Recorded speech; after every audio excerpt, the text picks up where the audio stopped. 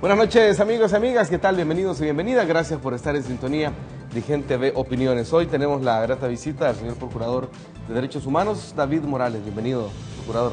Muchas gracias, qué gusto compartir nuevamente el espacio y saludar, por supuesto, a la audiencia de Gente Ve que nos sigue esta noche. Hay varios temas que tenemos que revisar porque es importante estar analizando la realidad desde la perspectiva de los derechos humanos.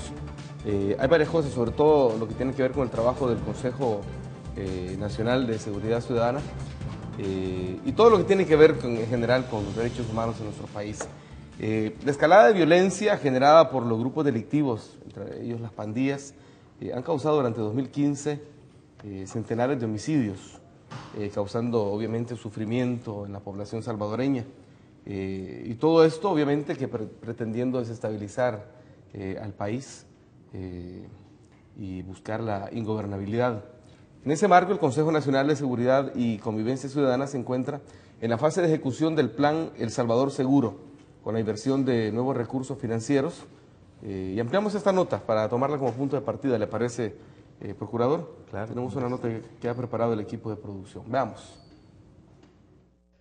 La sesión número 25 del Consejo Nacional de Seguridad contó con la presencia del presidente de la República, en vista de que se entra a una nueva fase en el plan El Salvador Seguro, es decir, manos a la obra, y eso requiere definir dónde y cómo se van a invertir los recursos que han comenzado a llegar. Por ello, delegó al ente colegiado presentar sus propuestas a la brevedad posible. Temas que son importantes, el fortalecimiento institucional, pero también todo el tema de la prevención, que es una parte fundamental. Necesitamos darle becas a los jóvenes de esos lugares, necesitamos comenzar a desarrollar proyectos de emprendimiento, necesitamos garantizar capacitaciones para todos esos jóvenes y también para darle oportunidades de trabajo a esa familia. Pero yo espero de que lo más pronto posible ustedes me puedan hacer llegar en qué direcciones habría que destinar esos recursos. El mandatario urge de esas propuestas en vista de que ya se cuenta con los primeros fondos provenientes de dos préstamos internacionales, uno del BID por $45 millones y otro del Banco Centroamericano de Integración Económica por $71 millones para modernizar el sistema carcelario. Hemos logrado ya poner en función alrededor de 23.7 millones para este año, serán desembolsados. Estamos con el penal de Izalco, que se han iniciado ya varias licitaciones para las granjas penales y los brazaletes, y se han adjudicado 23 millones. Y para el 2016 se adjudicarán otros 16 millones. El gobernante también informó que la cooperación de Naciones Unidas ha sido alineada con el plan El Salvador Seguro. Eso nos da otro elemento nuevo de garantía de la implementación del plan. Y así también la Unión Europea, así también la OEA están alineando sus recursos. En el encuentro también se informó sobre los planes específicos a ejecutar en los primeros 10 municipios prioritarios, para lo que se requiere $238 millones, de los que únicamente con fondos del presupuesto general de la Nación están financiados 99,5 millones, lo que representa un 42%. La diferencia tendría que cubrirse con recursos provenientes de las contribuciones especiales. También se informó que al finalizar noviembre se entregarán más de un centenar de nuevos carros patrullas para reforzar la movilidad de la policía en esos municipios. Bueno, Procurador, ahí teníamos lo que sucedió en la reunión número 25, ¿verdad? En términos generales, ¿cómo avanza el trabajo que realiza el Consejo? Bueno, yo debo reafirmar que me parece que este rumbo de la política integral de seguridad, tanto la que ha recomendado con el plan El Salvador Seguro el Consejo, como la política también que es armónica, la política que lleva el gobierno adelante, que comprende también 5 ejes desde una perspectiva integral, son el rumbo que el país debe ir desarrollando para enfrentar el grave problema de la criminalidad, romper el ciclo histórico de las políticas simplistas, manoduristas, con un único enfoque en la represión y pasar al ámbito de una política integral que comprende la represión y la respuesta efectiva y contundente al delito, pero, como ya se decía en la nota, privilegia la prevención, entre otros factores como el fortalecimiento institucional, la superación de la crisis carcelaria. Y hay un elemento importantísimo en esta integralidad, que son la atención de las víctimas, la atención y la protección de las víctimas de la violencia y el delito. El eje de atención a las víctimas está en el Plan El Salvador Seguro, está en la política de seguridad del gobierno. Ahora, el reto de desarrollar este plan, en gran medida, es un reto de recursos disponibles. Debemos obtener recursos para financiar esa política integral.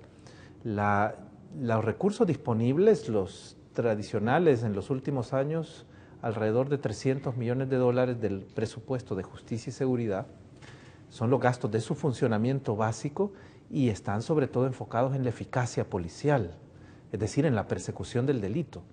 Están puestos ahí. Y solo en ese eje ya vemos de manera evidente las precariedades, claro, los bajos salarios de los policías, las condiciones de los puestos policiales, la necesidad de chalecos, de patrullas, de armamento, etcétera, etcétera, etcétera, ¿no? Aún ahí hay necesidades. No podemos quitar recursos de ese rubro para financiar los otros ejes. Entonces necesitamos nuevos recursos. Que ya conforme esta visión estratégica, la cooperación internacional, se encuentre armonizando también sus esfuerzos es una buena noticia.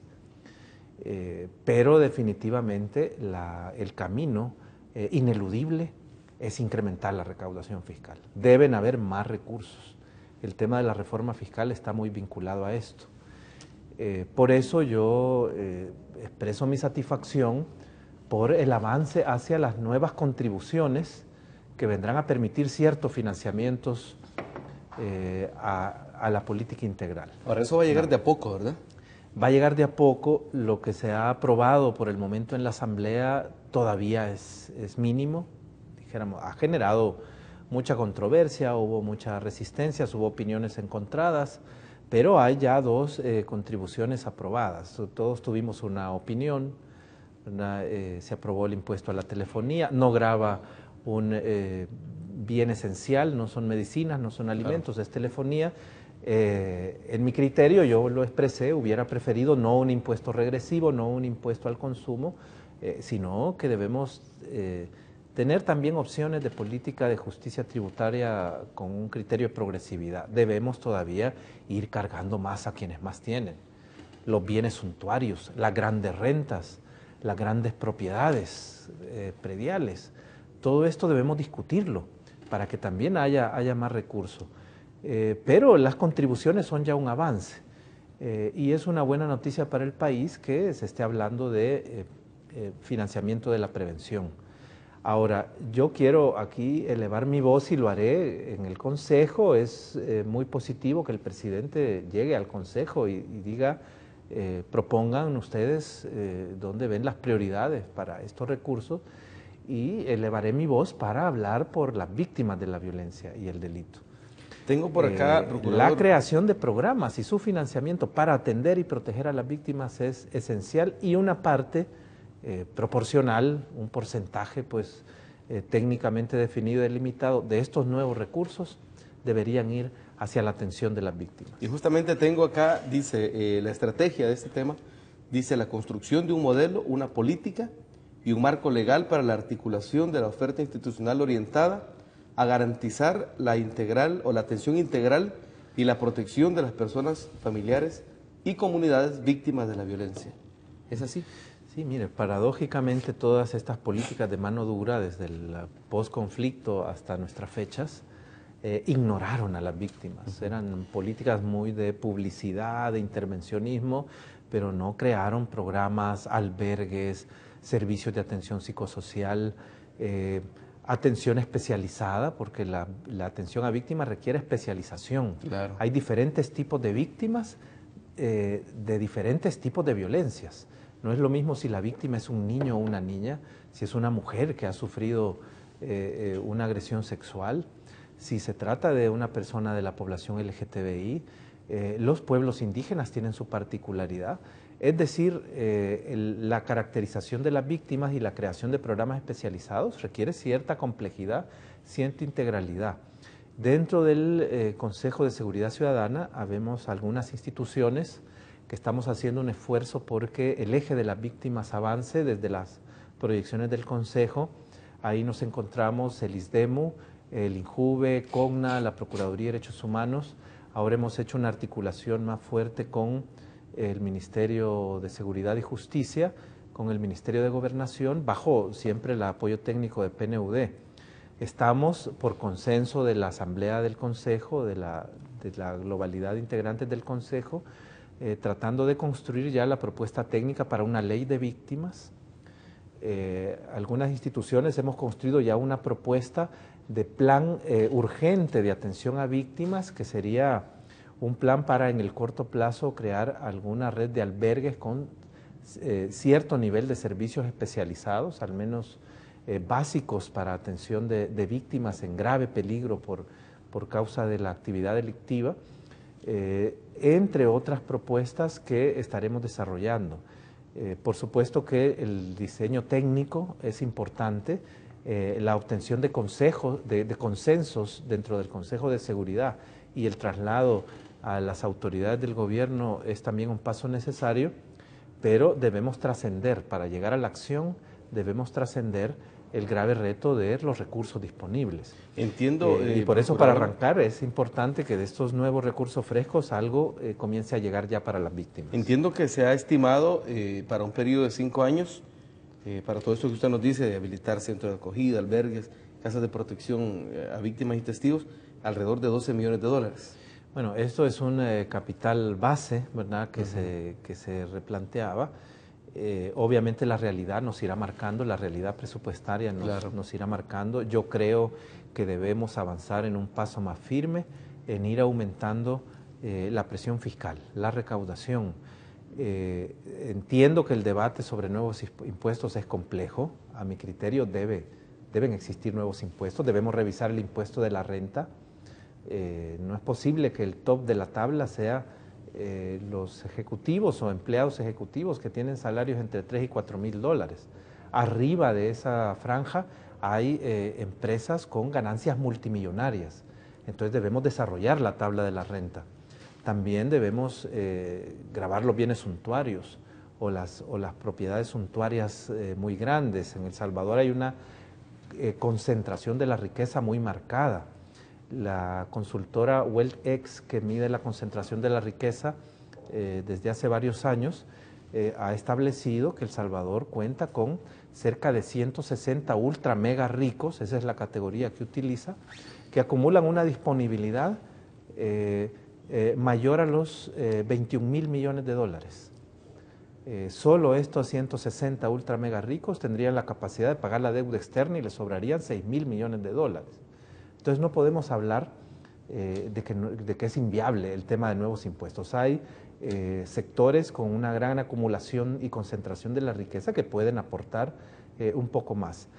Pero el camino más claro, quizás menos complejo que el hablar de nuevos impuestos es la persecución a la evasión y a la elusión, ¿verdad? Aún estimaciones conservadoras se aproximan a los $1.000 millones de dólares anuales en evasión y elusión del IVA. Esto implica, por supuesto, ajustes legales y otro tipo de mecanismos administrativos que deben desarrollarse desde el gobierno y las instituciones. Pero es necesario entrar en ese camino. Ya hay algunas discusiones, entiendo, en materia de la penalización de la evasión. Los debates también han sido muy álgidos, todavía no logramos consensos. Es un tema sensible, ¿no? Pero es importante que estemos entrando, ¿verdad? Ojo, también debemos recordar que la evasión no equivale al no pago, no se trata de perseguir por deudas, eso está proscrito en la Constitución, es violatorio de los derechos humanos. Se trata de perseguir el delito de la evasión cuando éste está claramente configurado por principio de legalidad en las disposiciones de la ley penal. Pero bueno, este es un camino impostergable. Las miles de víctimas de la violencia requieren de este esfuerzo nacional. El lograr mayor incremento en la recaudación fiscal no es incompatible con los discursos o las exigencias de transparencia, de responsabilidad fiscal, de eliminación del mal gasto. Las demandas de transparencia, de eliminación del mal gasto, de responsabilidad fiscal, son importantes, son también necesarias. Y no es antagónico con poder también encontrar otras fuentes de recaudación. Tenemos demasiada muerte, demasiado sufrimiento en nuestro pueblo por causa de la violencia y la delincuencia, y ya el Estado y la sociedad deben unirse en un esfuerzo común. No debemos anteponer criterios sectoriales, criterios políticos, ¿verdad? Debemos avanzar en este rumbo. La delincuencia ha tenido una escalada muy grande, ha habido una respuesta más contundente de las instituciones de seguridad. Yo he declarado que considero legítima esa respuesta más fuerte. Claro, he hecho señalamientos cuando considero y hemos verificado que hay abusos. No pueden llegar al nivel de abuso a los derechos humanos esta respuesta, ni pueden quedar en impunidad los abusos. Pero en general, esto es necesario, pero no puede ser lo único, ¿verdad? Debe haber esta respuesta contundente que disminuya o que trate de enfrentar y reducir la escalada de la violencia delincuencial, que obviamente está reaccionando para mantener su statu quo de ilícitos que le genera ganancias millonarias, ¿verdad? El Estado debe responder, golpear a la delincuencia con contundencia, pero no se puede quedar ahí. De lo contrario, la delincuencia se recompondrá, volverá a rearticularse y volveremos a tener más escaladas y el problema no lo estaremos erradicando. Debe venir la política integral. Debemos romper el círculo del manodurismo únicamente, que fue la respuesta durante más de 2 décadas, y debemos avanzar a la política integral. Es un esfuerzo difícil, pero me parece que ese es el rumbo que debemos tomar en el país para ir garantizando niveles mayores de respeto al derecho a la seguridad de la población tan violentado, tan vulnerado por la delincuencia en este país. Otro de los ejes, procurador, que se plantean es la rehabilitación y reinserción, tomando en cuenta el hacinamiento de las cárceles en nuestro país y obviamente muchos factores que hay alrededor. ¿Cuál es su opinión con respecto a este eje y la necesidad que existe de reforzar esa parte?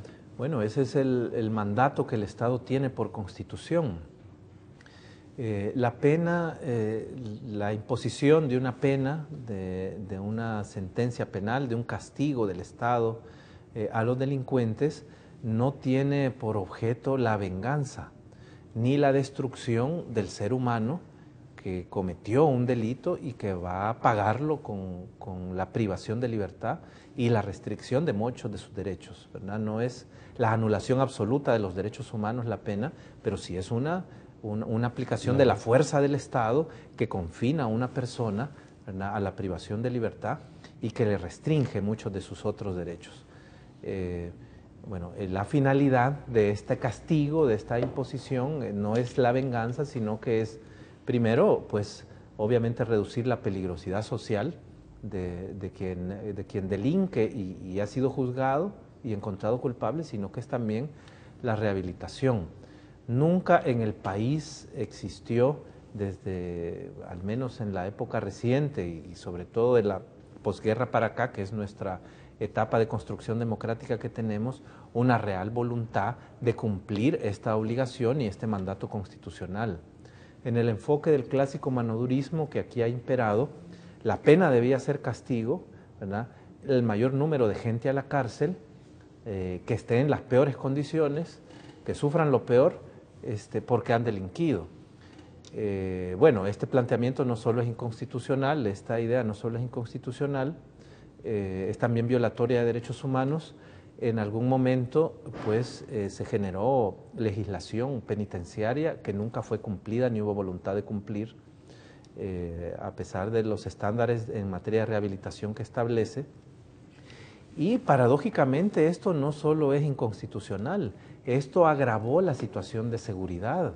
O sea, es un espejismo creer que porque hacemos esto y generamos esta noción de castigo, eso es lo eficiente y eso es lo que está golpeando a la delincuencia. Fue al revés, ¿verdad? el tener a cabo, el llevar adelante esta visión y esta estrategia, ¿qué es lo que generó? Un hacinamiento enorme en las cárceles, donde caben 10.000, hay ahora más de 30.000, cero inversiones dentro de la cárcel. Lo que ocurrió es que las autoridades tienen el control externo y el control perimetral, pero adentro no hay posibilidad de un pleno control, porque hay un hacinamiento tal, ¿verdad?, que al final los grupos delictivos y los grupos de pandillas tienen bastante margen de control. Se fortalecieron ahí Se internamente, fortalecieron. ¿No? El liderazgo nacional de las pandillas se configura dentro de la cárcel, ¿verdad?, en la época del manodurismo de los años 2000. Ahí, ante el hacinamiento carcelario, el Estado pierde control adentro de las cárceles, ¿verdad? Logran consolidar sus liderazgos nacionales y toman de alguna manera el control. Y se tuvo aquel resultado, esa percepción, híjole, que es terrible. Entonces, que se naturalizara el hecho de decir que son universidades del crimen. Sí, entonces, bueno, se convierte en eso, los delitos se ordenan desde las cárceles, hay una capacidad de amenaza o de inclusive corrupción o de mover a corrupción de modo tal que los teléfonos siguen entrando, la droga puede entrar en menores niveles pero sigue entrando. Esto no puede ser atribuible solo a la visita familiar, tienen que haber funcionarios de seguridad o administrativos involucrados y hemos visto casos, ¿no?, de algunos que han sido pues identificados en este tipo de prácticas y han sido procesados también, funcionarios penitenciarios. Entonces, esta visión que vende la idea de castigo como eficiencia es una noción falsa, carece de sustentos técnicos y lo que logró fue volver más peligroso al crimen, volverlo más poderoso con el control de la cárcel. Entonces debemos tener una estrategia más integral y más eficiente ante la cárcel. Debe haber inversión en infraestructura. Ya no es posible que sigamos en esta condición, 30.000 donde caben 10.000, más 5.000 en Bartolinas porque ya no caben en las cárceles. Hay 2.000 oficiales de policía dedicados a la custodia de estos 5.000 internos en las Bartolinas. O sea, son 2.000 oficiales que podrían estar en la calle prestando servicio de seguridad o realizando labores de investigación, etcétera, ¿no? Pero no solo infraestructura. Yo reconozco los esfuerzos de las autoridades penitenciarias dentro de esa crisis, ir logrando desarrollar con un impacto mínimo pero significativo en el tema de la rehabilitación, por ejemplo, con el programa Yo Cambio, que entiendo tiene varios cientos, alrededor de 2.000 o 3.000 internos en ese programa. Ha logrado también a algún porcentaje, también mínimo, pero importante de la población, para que vaya entrando en las diferentes fases del cumplimiento de la pena, y ha hecho algunos esfuerzos dentro de la poco margen de maniobra que tiene para la clasificación penitenciaria. Sigue siendo todavía insuficiente y a veces no logran cubrir todo el personal ni de los consejos criminológicos. La situación presupuestaria es difícil para el sistema de administración de cárceles. Entonces necesitamos inversión ahí. De hecho, se hablaba en la nota que hay algunos recursos que van para esa área. Sí, hay algunos recursos, están incluso administrándose algunos proyectos, pero bueno, necesitamos inyectar recursos y generar una reforma penitenciaria en la práctica que lleve a permitir un mayor control, ¿verdad?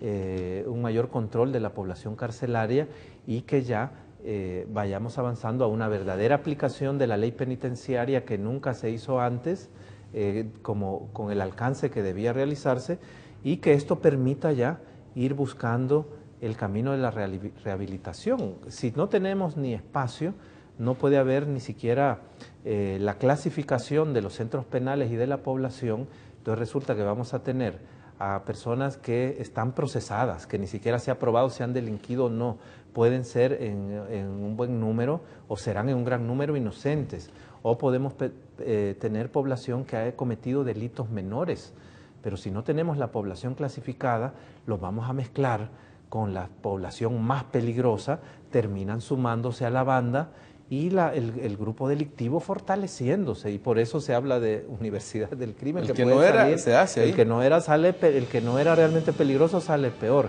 Entonces es importantísima la reforma, la inyección en este rubro de la rehabilitación y la atención de la crisis carcelaria. Procurador, hay otro tema ahí que tiene que ver con la restricción de las señales de telefonía, y también quiero que hablemos del accionar policial y la administración de justicia. Cuando regresemos de una pequeña pausa, ya venimos con más. Estamos en Gente de Opiniones, conversando con el Procurador de Derechos Humanos.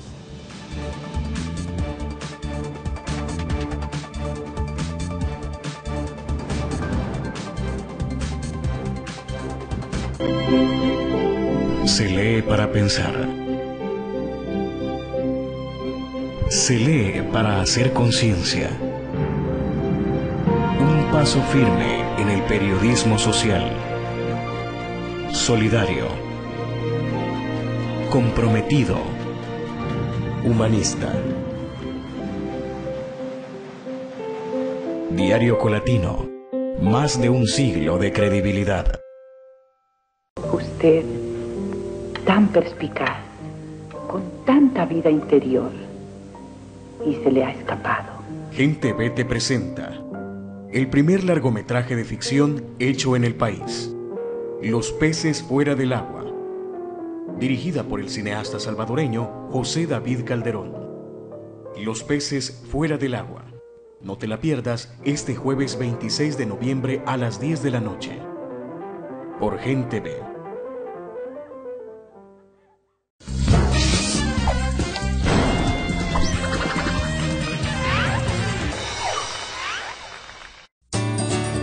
Tenemos derecho a la educación, a la salud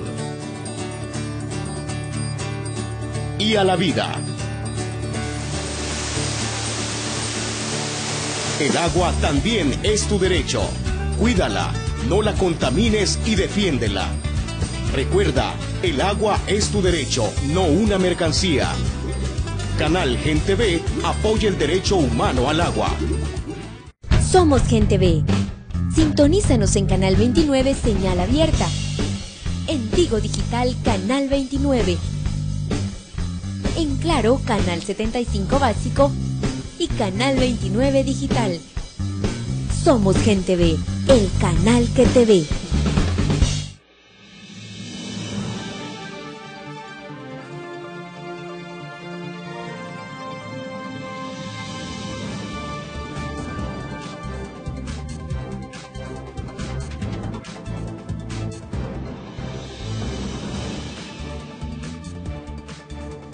Bueno, continuamos con más de Gente de Opiniones, seguimos conversando con el Procurador de Derechos Humanos. Procurador, en el tema de los centros de rehabilitación, de las cárceles, está el tema de la restricción de la señal de telefonía. Entiendo que todavía no se ha logrado un nivel aceptable, digamos, o el nivel esperado de esta restricción. Ya hay una ley que obliga a las empresas de telefonía a hacer esto, de lo contrario, pues hay multas. ¿Qué opinión tiene al respecto? Que no se haya logrado esto, siendo que esta es una de las principales líneas de comunicación que tienen los líderes de las bandas criminales. Bueno, yo pienso que el decreto es un avance positivo. Creo que el Estado debe actuar con firmeza ante las empresas telefónicas. No puede tener en esto una posición de tolerancia, ¿verdad? Debe aplicar muy rigurosamente las sanciones e incluso los retiros de funcionamiento que eventualmente operen si no colaboran con la disminución de la señal en los centros penales. Por supuesto que esto trae un debate que argumentan las empresas, y es que al haberse realizado en su momento, atrás en el pasado, un mal diseño de planificación en donde se construyeron o instalaron los centros penales, y entonces algunos están cerca de zonas pobladas, pues entonces la disminución de la señal para los centros penales trae afectaciones a las comunicaciones de las personas que viven en los alrededores. Claro. Y estaría afectando derechos de terceros. Es un argumento atendible, Pero si nosotros colocamos los bienes jurídicos sobre la balanza, y lo que está ocurriendo son que se ordenan homicidios, que se ordenan extorsiones, que se ordenan amenazas, que son actos de grave daño a los derechos humanos también de personas de la población, pues obviamente ese bien común, ese bien jurídico colectivo prevalece por sobre, dijéramos, los derechos a las comunicaciones que puedan tener algunos habitantes en los alrededores de los centros penales. Esto no puede haber una comparación entre las afectaciones de quien va a perder la vida o quien tiene dificultades para realizar las llamadas. Ahora bien, el tema de fondo también está en la falta de capacidad que ha tenido el Estado y las autoridades de detener el ingreso de ilícitos.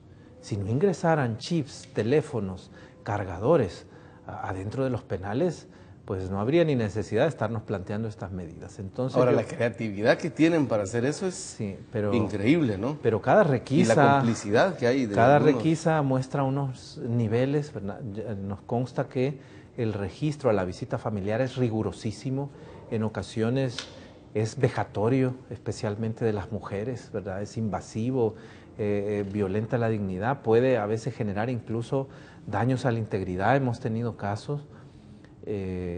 Bueno, pues la seguridad puede tener cierta justificación, pero hay abusos que nosotros estamos teniendo noticia frecuentemente. Entonces la visita está bajo ese nivel de rigurosidad y no niego que hay algún nivel de ingreso o tentativa de ingreso desde la visita. No es la mayoría ni la generalidad, pero lo hay.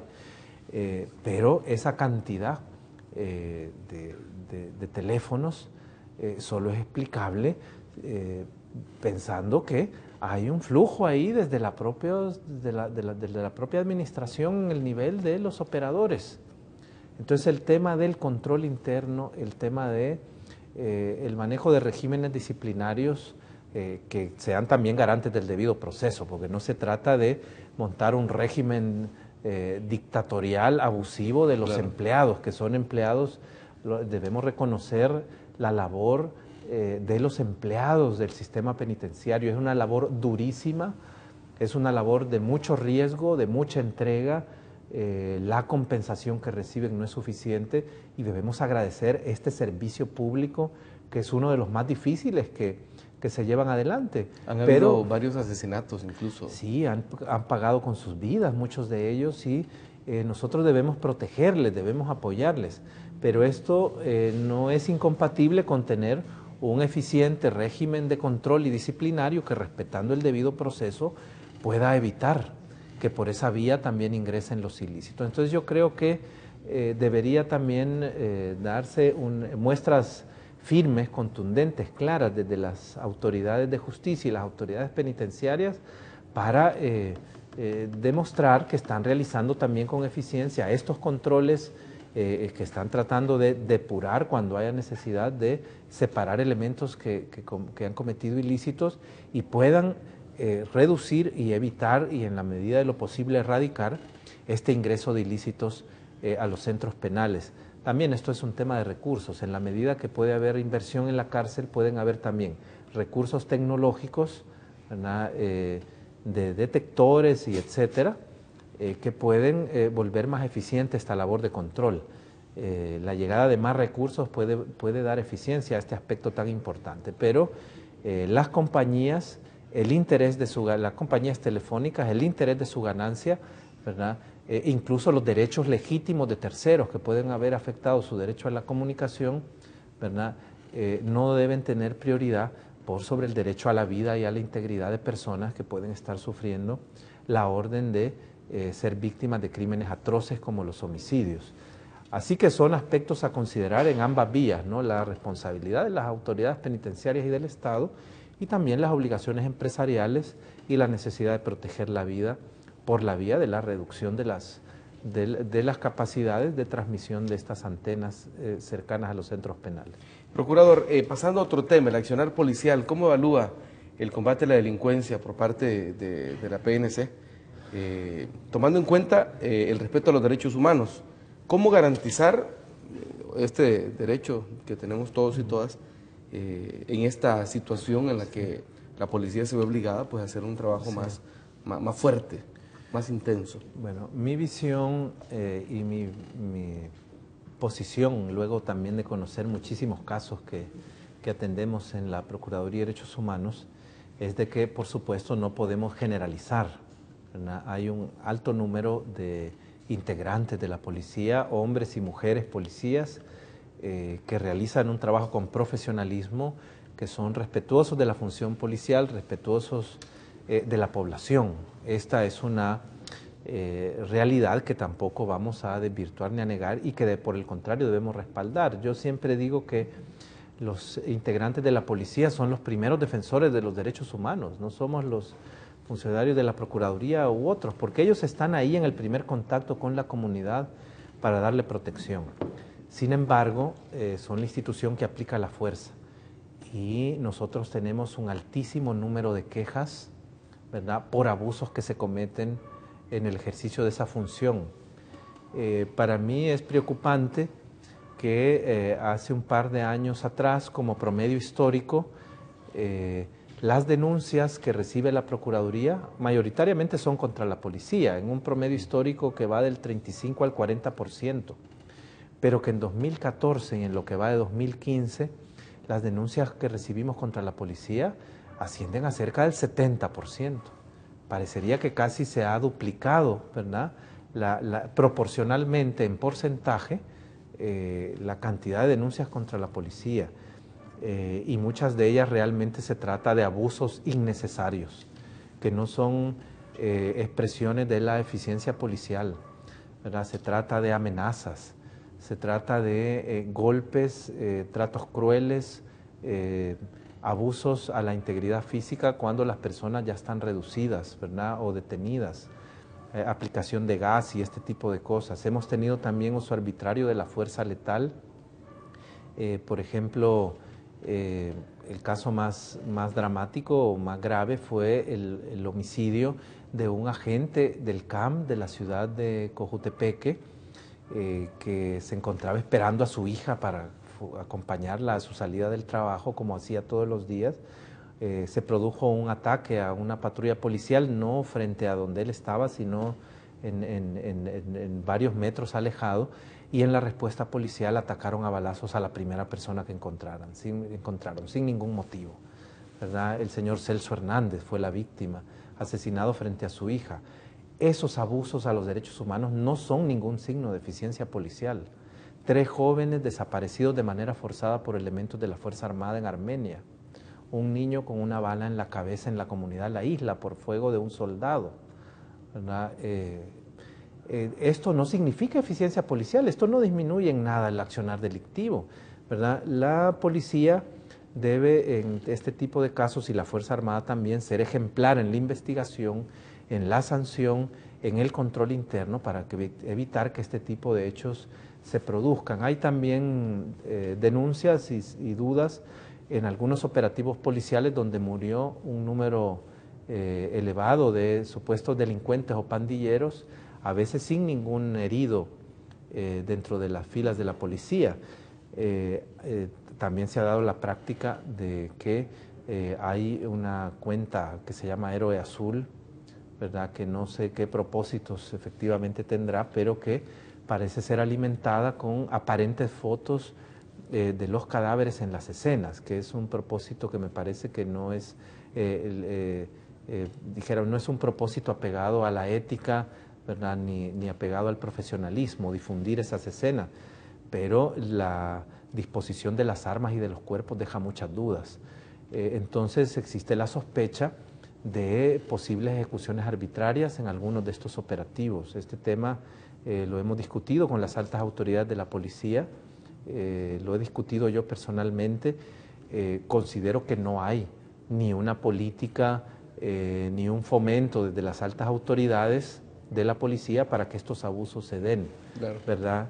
Se trata de que en la operatividad este tipo de excesos están ocurriendo, ¿verdad? Y mi llamado a las altas autoridades de la policía es para que hagan su mayor esfuerzo en fortalecer los mecanismos de control y que cuando esto ocurra haya un esclarecimiento pleno del hecho y en caso de probarse responsabilidades de abuso, existan las sanciones correspondientes. Ahora, procurador, sin intentar justificar ni mucho menos, otro hecho importante es que los elementos de la policía y de la Fuerza Armada se han convertido en blanco directo de los ataques de los grupos criminales. Es decir, ha habido una declaratoria de parte de estos grupos delincuenciales de atacar incluso de manera cobarde cuando los elementos están en sus días libres o cuando salen de su casa o cuando van en el transporte colectivo.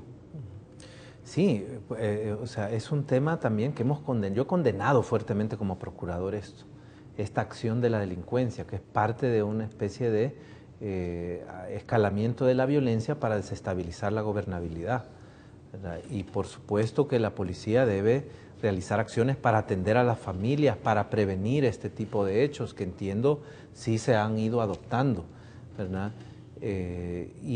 Para prevenir que se reduzcan al mínimo estas posibilidades. Sin embargo, la respuesta del Estado no puede ser, por supuesto, a quien detengan lo matan si no les están filmando. La respuesta no puede ser hagamos escuadrones de la muerte de limpieza social, ¿verdad? Yo les garantizo impunidad.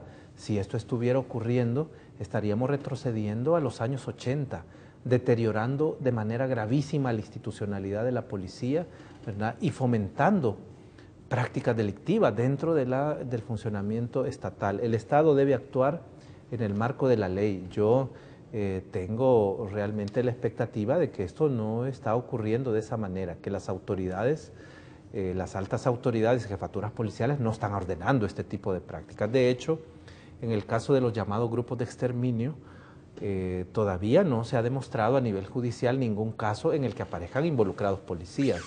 Me parece importante la posición del señor director general que manifiesta que no se puede descartar la hipótesis, ¿verdad? Y que en el caso que surja involucramiento de policías, como lo ha habido en antecedentes, Sombra Negra en los 90s y otros grupos, pues que debe haber investigación. También el director de la policía ha destacado que la respuesta debe darse en el marco de la ley. Ahora, debemos también entender una situación que a mí me preocupa mucho, y es que a lo largo de los años, los controles internos de la policía, la misma Inspectoría General y las unidades de controles internos fueron siendo debilitadas permanentemente. Y el golpe más fuerte lo sufrieron con la reforma del año 2001, en la época del director Mauricio Sandoval, donde se debilita fuertemente estos controles internos. Ahora hay una nueva ley que aprobó la Asamblea Legislativa hace poco tiempo que en algunos aspectos le trata de devolver un mayor estatus e independencia a la Inspectoría, pero en otros aspectos que consideramos desde la Procuraduría deficiencias técnicas de esta ley, le resta operatividad. Entonces es muy difícil. Yo entiendo que las autoridades están presionadas en el combate a la escalada delincuencial y en estos problemas que se han presentado, pero debe haber un esfuerzo más serio para fortalecer los controles internos, si no la situación se puede escapar de control y el deterioro será el de la institucionalidad. Pueden ser casos excepcionales, no una práctica generalizada, pero están ocurriendo y debemos tratar de atajarlos a tiempo, ¿verdad? Y evitar que se sigan consumando. Listo. Procurador, cuando regresemos vamos a ver un sondeo de opinión, porque la gente tiene opinión con respecto, sobre todo, a la Administración de Justicia. Y le voy a pedir ahí su opinión sobre lo que la gente dice. Y por supuesto, hay un tema que no podemos dejar de lado, ya que hace un par de días conmemoramos el genocidio, el hecho fatídico del asesinato de los jesuitas, los padres jesuitas y 2 de sus colaboradores. Cuando regresemos, luego de una pequeña pausa.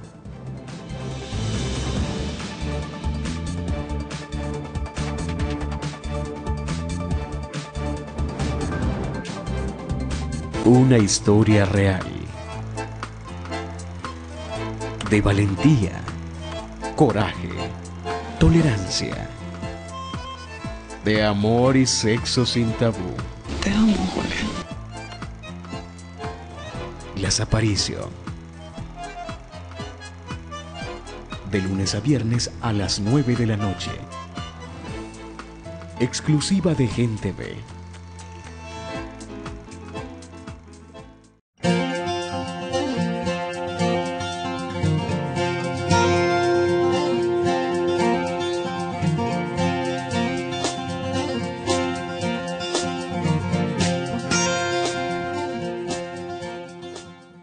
Gente V presenta. Hoy hablamos de Enséñame pero bonito, un documental sobre formas alternativas de educación cada vez más en auge. Cine a contracorriente. Un programa en el que se analizan las versiones actuales de películas de cine y documentales sobre temas políticos y sociales. Cine a contracorriente. Disfruta de este espacio todos los domingos a las 6 de la tarde, solo por Gente V. De lunes a viernes, las noticias llegan a su pantalla con un enfoque diferente. Cada noche, usted recibe información oportuna, veraz y profesional sobre el acontecer nacional e internacional. Gente V Noticias, edición estelar. Lunes a viernes, 8 de la noche con Daniel Martínez. Solo por Canal Gente V, el canal que te ve.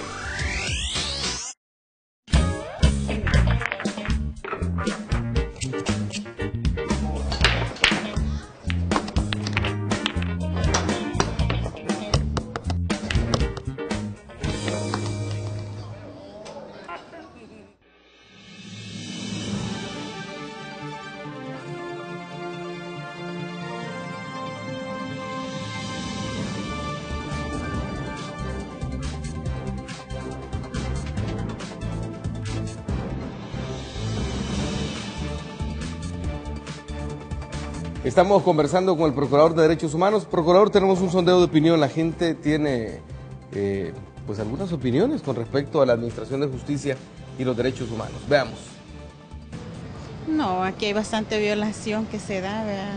Y es en general siempre. No, aquí no se respetan a nadie, ¿verdad? Imagínese los casos de personas pobres y eso sí pueden pagar, ¿verdad? Y los casos de las personas, me imaginé Paco Flores, ¿verdad?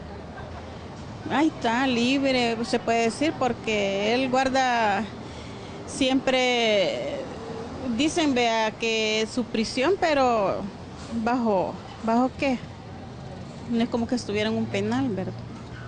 Es que no siempre hay violación a los derechos y de toda índole. Supongo que no es del todo coherente, un 100%, ¿verdad? Porque muchas veces los derechos humanos de las víctimas no se respetan de igual manera como de los agresores, ¿verdad? Porque aquí vivimos en un ambiente de agresión diaria y muchas veces las víctimas tienen un trato menor, digamos, menor que el de los agresores. Digo que debería ser justo si en realidad lo merece, pero si no, no, porque hay casos en que no es justo que lo metan a la cárcel si lo meten. O hay personas de que, por ejemplo, las violaciones, a veces los dejan libres y no cumplen con los derechos de las personas. Entonces, en el caso de las mujeres quedamos mal porque no nos cumplen nuestros derechos. Están cumpliendo un buen papel hasta ahora. En mi opinión, sí está de acuerdo. Sí, la verdad, donde deberían de actuar, los veo un poco flojos y no están ejerciendo su trabajo como deberían de hacerlo. La verdad es que la práctica del respeto a los derechos humanos aquí en El Salvador está bastante, ¿verdad?, preocupante.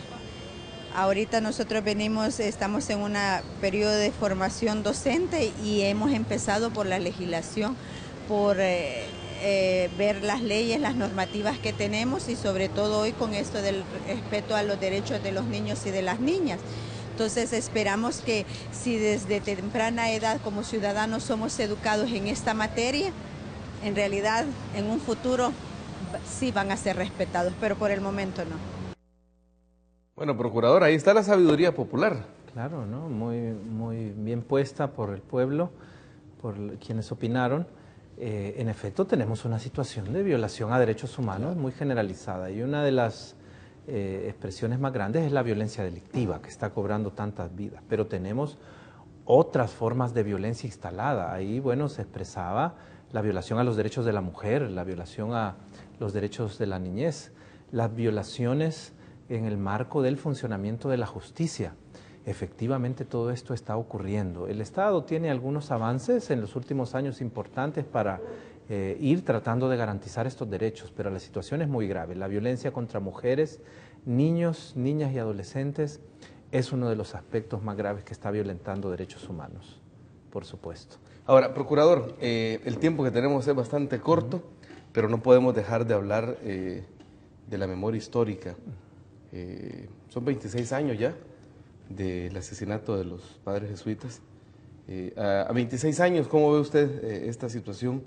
Y pues sí, el hecho de hacer justicia como se debe. Bueno, conmemoramos el aniversario, el legado de los padres jesuitas el pasado lunes, efectivamente 26 años. Los padres jesuitas y sus dos colaboradoras mártires de la UCA. Y sabemos lo que ha pasado en El Salvador, la impunidad, un juicio simulado, como lo calificó la Comisión Interamericana de Derechos Humanos, se terminó favoreciendo a todos los autores materiales que quedaron en libertad. Los únicos dos condenados después fueron amnistiados. Y cuando se intentó el juzgamiento de los imputados por la autoría intelectual, la alta cúpula militar de aquel momento del crimen, con el exministro Ponce a la cabeza, Humberto Larios, en ese momento ministro de Defensa, el coronel Elena Fuentes, el coronel Orlando Cepeda, con una prominente vida en la opinión pública, pero que tiene una orden de detención internacional. Ahora es diputado, ¿no? No, intentó, mejor dicho, pero no fue electo. Gracias, afortunadamente. Entre otros señalados, en este caso Juan Rafael Bustillo. Cuando se intentó llevar adelante el procesamiento, todo el sistema de justicia, fiscal general, el fiscal Belisario Artiga, por cierto, que ahora nuevamente es candidato a fiscal general, y varias instancias judiciales operaron de modo perverso para cerrar el caso, archivarlo, aplicar la prescripción y que no hubiera justicia. Esto motivó a que, invocando el principio de justicia universal, se impulsara un juicio penal en la Audiencia Nacional de España. Este juicio ha avanzado en términos de perseguir a estos militares, los que he mencionado y todos los involucrados, por actos de terrorismo y asesinato. En ese nivel está. Hubo una orden de detención internacional que fue girada por el juez Eloy Velasco de la Audiencia Nacional de España, que conoce el caso, y cuando se pidió la colaboración para la detención y extradición en El Salvador, volvió a operar la impunidad dentro del sistema de justicia y paradójicamente la propia Corte Suprema de Justicia en pleno tomó la decisión de no realizar capturas y de negar la extradición, la colaboración a España. Yo el pasado 16 de noviembre, que era el aniversario, emití una resolución y personalmente la notifiqué en la Corte Suprema de Justicia, en que declaro que la Corte en pleno, en aquel momento, en el año 2011, violó el derecho a la justicia, que la Corte en pleno, paradójicamente, la máxima instancia judicial, violó los derechos humanos, y le pido a la actual Corte Plena, que se ha renovado casi completamente, ¿verdad?, que revise esa decisión, la deje sin efecto y reanude la colaboración con la Audiencia Nacional de España. Debemos recordar que de los magistrados que están ahora... ¿Es factible eso, procurador? Sí, me parece que es una resolución violatoria de derecho, contraria a la justicia. Son al menos dos resoluciones: la que negó las capturas, con una interpretación muy cuestionable de la naturaleza de las órdenes de Interpol, y luego la que da un análisis de la solicitud de extradición de modo tal que la misma fue negada. Entonces me parece que es contrario a principios básicos de la justicia. Estas resoluciones de la Corte en pleno tuvieron como propósito favorecer la impunidad de estos ex altos jefes militares a los que se les imputa la autoría intelectual de la masacre de los jesuitas, y me parece, ¿verdad?, que en un momento en el que en el mundo está conmovido por los atentados terroristas en Beirut y en París, que tengamos un precedente de nuestra máxima Corte Suprema de Justicia buscando la impunidad de actos de terrorismo que se procesan en España y actuando con complicidad, esto requiere que los criterios sean revisados por la Corte en pleno, actual, y yo espero que revisen la decisión, que la dejen sin efecto, que sean anuladas las resoluciones anteriores, que se abran a la colaboración con España, y esto por supuesto debería implicar la reactivación de las capturas que en aquel momento fueron negadas por la Corte en pleno. Solo una magistrada en activo, entiendo, se encuentra todavía dentro de la Corte de las que tomaron la decisión. Los magistrados de la Sala de lo Constitucional no participaron de esa decisión en el año 2011 y el resto de la plana pues se habría renovado ya de magistrados. Vamos a esperar cuáles son sus debates y sus reacciones y decisiones en torno a las recomendaciones que he dictado, pero creo que el caso de los jesuitas no lo debemos olvidar y la demanda de justicia debe continuar en este caso que desangró tanto y causó tanto dolor al pueblo salvadoreño. Perfecto, procurador, el tiempo se nos ha agotado. Siempre se nos va como agua entre las manos. Cuando hay buena conversación suele pasar. Muchas gracias, procurador. Muchas gracias a usted, Luis, a la audiencia que nos ha seguido esta noche. Gracias, amigos y amigas, por estar en sintonía de Gente V. Quédense porque hay más, se los aseguro, para todos y para todas. Pasen buenas noches.